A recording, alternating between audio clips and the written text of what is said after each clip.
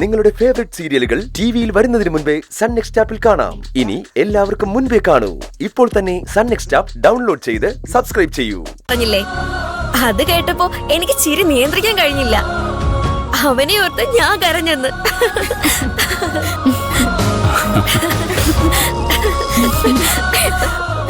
എടാ പ്രിയ, എന്നോടും നിന്നോടും കൈലാഷ് സാറിന്റെ ക്യാബിനിലേക്ക് ചെല്ലാൻ പറഞ്ഞു. എന്തിന്? അറിയില്ല. കൈലാഷ് സാർ വലിയ ദേഷ്യത്തിലാണെന്നാ അറിഞ്ഞത്. എല്ലാവരും ഗുഡ് മോർണിംഗ് പറഞ്ഞിട്ട് പോലും സാർ മൈൻഡ് ചെയ്തില്ലാന്ന്. നമ്മളെ മാത്രമല്ല, കരിനാഗത്തെയും മുക്താ മേഡത്തെയും അരവിന്ദ് സാറിനും ഒക്കെ ക്യാബിനിലേക്ക് വിളിപ്പിച്ചിട്ടുണ്ടെന്ന്. അപ്പൊ എന്തോ പ്രശ്നമുണ്ടല്ലോ. ആ, എനിക്കും അങ്ങനെയാ തോന്നുന്നത്. എന്തായാലും നീ വാ.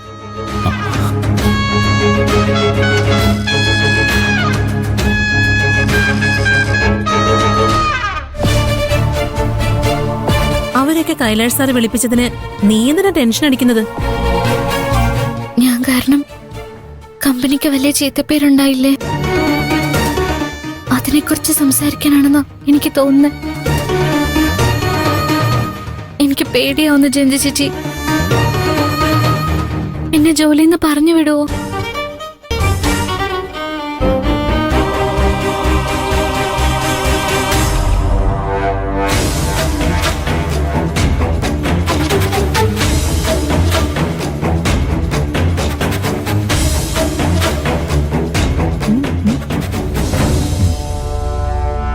എന്താ കൈലാഷ്, എന്തിനാ ഇങ്ങനെ പെട്ടെന്നൊരു മീറ്റിംഗ്?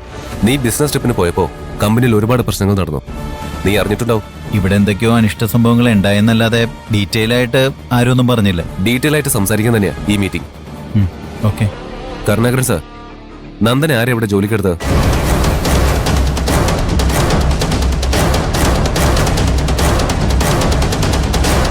അത് കൈലാഷ് സാർ, പ്രൊഡക്ഷൻ സൈഡിൽ എല്ലാവരെയും ജോലിക്കെടുക്കുന്നത് ഞാനാ.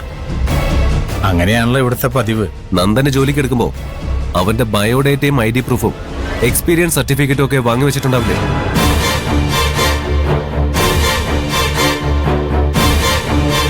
മോഹൻ സർ, ആ ഫയൽ എവിടെ വെച്ചിരിക്കുന്നതെന്ന് കരുണാകരൻ സാറിനോട് ചോദിക്ക.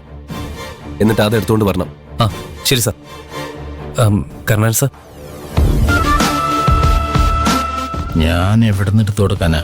എന്തെങ്കിലും വാങ്ങി വെച്ചിട്ടുണ്ടെങ്കിലല്ലേ എടുത്തു കൊടുക്കാൻ കഴിയും. എല്ലാം ഒപ്പിച്ചു വെച്ചത് ഇവളാ. കൈലാഷിനോട് എനിക്കത് പറയാൻ കഴിയില്ലല്ലോ. സർ, ഫയൽ എവിടെയാ വെച്ചിരിക്കുന്നതെന്ന് പറഞ്ഞാ ഞാൻ പോയി എടുത്തിട്ട് വരാം. ഫയൽ എവിടെയാ വെച്ചിരിക്കുന്നതെന്ന് ഞാൻ എന്തിനാ നിന്നോട് പറയണേ? നീ ഇവിടുത്തെ ആരാ? കരുണാകരൻ സാർ, ഞാൻ ഏൽപ്പിച്ച ജോലിയാ മോഹൻ ചെയ്യുന്നത്. അതുകൊണ്ട് തന്നെ മോഹൻ ചോദിക്കുന്ന ചോദ്യത്തിന് മറുപടി പറയേണ്ട ബാധ്യത കരുണാകരൻ സാറിനുണ്ട്. ഫയൽ എവിടെ ഉണ്ടെന്ന് പറഞ്ഞു കൊടുക്ക. മോഹൻ ചെന്ന് എടുത്തുകൊണ്ട് പോട്ടെ. എനിക്ക് അതൊന്ന് ചെക്ക് ചെയ്യണം.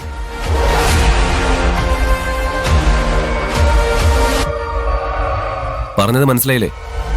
സാർ, ആ സമയത്ത് പെട്ടെന്നൊരു സൂപ്പർവൈസറുടെ ആവശ്യം ഉണ്ടായിരുന്നു. നന്ദന് നല്ല എക്സ്പീരിയൻസ് ഉണ്ടെന്ന് അറിഞ്ഞപ്പോ ബയോഡാറ്റയോ ID പ്രൂഫോ ഒന്നും ആവശ്യപ്പെടാതെ ഞാൻ അവനെ ജോലിക്ക് എടുക്കുകയായിരുന്നു. ഇവിടുത്തെ കാര്യങ്ങൾ നടക്കണമല്ലോ സാറേ. Stop it. ഇങ്ങനൊരു എക്സ്ക്യൂസ് പറയാൻ ലജ്ജയില്ല നിങ്ങൾക്ക്? ബയോഡാറ്റയോ ID പ്രൂഫോ ഒന്നും വാങ്ങാതെ വഴിയെ പോയ ഒരുത്തിനെ വിളിച്ചു കയറ്റി ജോലി കൊടുത്തിരിക്കുന്നു. നിങ്ങൾ ഇവിടുത്തെ പ്രൊഡക്ഷൻ ഹെഡ് തന്നെയാണോ? ഒരു പ്രൊഡക്ഷൻ ഹെഡിന് ഇത്ര ഇറസ്പോൺസിബിൾ ആയി പെരുമാറാൻ കഴിയോ? പുതുതായി ഒരാളെ ജോലിക്ക് എടുക്കുമ്പോൾ പാലിക്കേണ്ട പ്രൊസീജിയേഴ്സ് എന്തൊക്കെയാ? കരുണാകരൻ സാർ പറയും. കരുണാകരൻ സാറിനോട് ഞാൻ ചോദിക്കുന്നത്, ഒരാളെ ജോലിക്ക് എടുക്കുമ്പോൾ അയാളുടെ ബാക്ക്ഗ്രൗണ്ട് വെരിഫിക്കേഷൻ നടത്തേണ്ടതുണ്ട്. അതറിയോ നിങ്ങൾക്ക്? അറിയാം. നന്ദന്റെ കാര്യത്തില് നിങ്ങളത് ചെയ്തോ?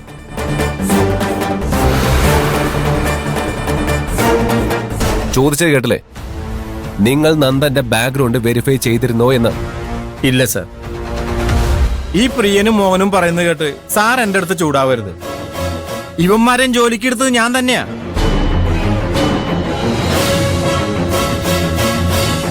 ബാക്ക്ഗ്രൗണ്ട് വെരിഫിക്കേഷൻ നടത്തിയിട്ടൊന്നുമല്ല ഞാൻ ഇവന്മാർക്ക് ജോലി കൊടുത്തത്. ഒരു വിശ്വാസത്തിന്റെ പുറത്താ.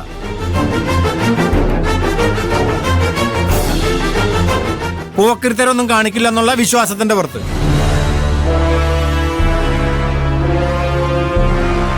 ഇവരെ വിശ്വസിച്ചതുപോലെ നന്ദനെ വിശ്വസിക്കാന്നാ ഞാൻ കരുതിയത്. അവൻ ഇത്രയും വലിയ ക്രിമിനൽ ആണെന്ന് ഞാൻ അറിഞ്ഞോ? ഒരു വിശ്വാസത്തിന്റെ പുറത്ത് നന്ദനെ നിങ്ങൾ ജോലിക്കെടുത്തു.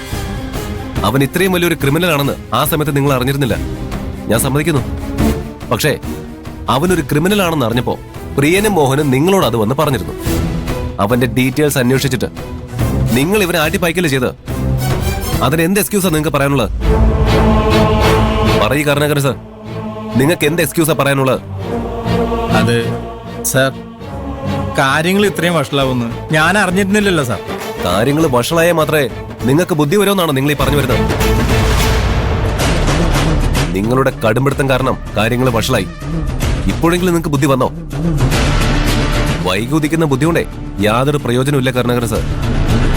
പ്രിയനും മോഹനും പറഞ്ഞത് നിങ്ങൾ സീരിയസ് ആയി എടുത്തിരുന്നെങ്കിൽ ആ നിമിഷം തന്നെ അതിനൊരു സൊല്യൂഷൻ കണ്ടെത്താൻ നമുക്ക് കഴിയുമായിരുന്നു. നന്ദന്റെ ജീവൻ നഷ്ടപ്പെടുമായിരുന്നില്ല. പാർവതിക്ക് ലോക്കപ്പിൽ കിടക്കേണ്ടി വരില്ലായിരുന്നു. നിങ്ങളുടെ മാടമ്പത്തരം ഒന്നുകൊണ്ട് മാത്രമാ കാര്യങ്ങൾ ഇത്രയും വഷളായത്. അറിയോ നിങ്ങൾക്ക്? മുക്ത, അത്യാവശ്യമായ ഒരു സൂപ്പർവൈസറുടെ ആവശ്യം ഉണ്ടായിരുന്നതുകൊണ്ട് ഒരു ഡോക്യുമെന്റും വാങ്ങിക്കാതെ, എന്തിന് ഒരു ID പ്രൂഫ് പോലും വാങ്ങിക്കാതെ നന്ദൻ ഇവിടെ ജോലി കൊടുത്തെന്ന കരുണാകരൻ സാറ് പറയുന്നത്. അവന്റെ പേര് നന്ദഗോപൻ എന്നാണെന്ന് അറിയില്ലേ? പക്ഷേ ഇവിടുത്തെ സിസ്റ്റത്തില് നന്ദഗോപൻ എന്നൊരു സൂപ്പർവൈസർ ഇല്ല. എന്താ അതിന് കാരണം? അത് കൈലാഷ്. എനിക്ക് വ്യക്തമായ ഒരു മറുപടി വേണം മുക്ത.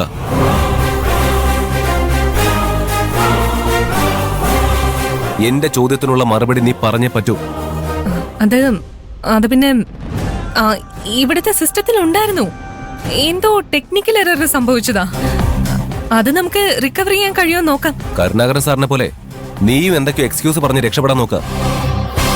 നിങ്ങൾ രണ്ടുപേരുടെയും ഇറസ്പോൺസിബിലിറ്റി കാരണം ഒരു പെൺകുട്ടിയുടെ ലൈഫ് സ്പോയിലായി പോവായിരുന്നു. എന്നിട്ടും തെറ്റ് സമ്മതിക്കാതെ സ്വയം ന്യായീകരിച്ചുകൊണ്ടിരിക്കുക രണ്ടാളും. കൈലാഷ്, മുക്തയുടെ ഭാഗത്തുനിന്ന് ആദ്യമായിട്ടല്ല ഇങ്ങനെ ഒരു തെറ്റ് സംഭവിക്കുന്നത്. അതിനിങ്ങനെ ദേഷ്യപ്പെടണോ? മുക്തി ഇവിടുത്തെ വെറൊരു എംപ്ലോയി അല്ല അരവിന്ദ്, ഈ കമ്പനിയുടെ CEO ആണ്.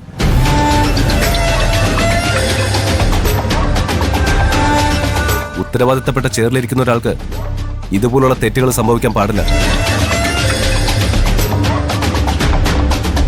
തെറ്റ് സംഭവിച്ച സ്ഥിതിക്ക് അത് സമ്മതിക്കാനുള്ള മര്യാദയെങ്കിലും കാണിക്കണമായിരുന്നു. അതുമില്ല. കുറ്റം കമ്പ്യൂട്ടറിന്റെ തലയിൽ വെച്ച് രക്ഷപ്പെടാൻ മുക്ത ശ്രമിച്ചത്. ഞാൻ അവളോട് ദേഷ്യപ്പെടാൻ പാടില്ലേ? അരവിന്ദ് പറയ്, ഇവിടെ എന്തൊക്കെയാ നടക്കുന്നതെന്ന് അരവിന്ദിന് അറിയില്ലേ?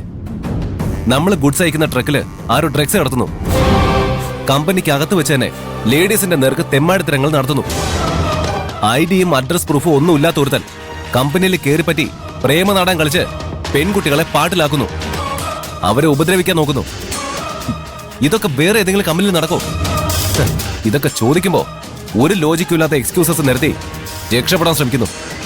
അതെല്ലാം കണ്ണുടച്ചങ്ങ് വിഴുങ്ങാൻ ഞാൻ വെറും ഫൂളാണെന്നാണോ നിങ്ങളുടെയൊക്കെ വിചാരം? കൈലാഷ് പറഞ്ഞത് മുഴുവൻ ശരിയാണ്. മുക്തയുടെയും കരുണാകരൻ സാറിന്റെ വീഴ്ച തന്നെയാണ്. ഞാനത് അംഗീകരിക്കുന്നു.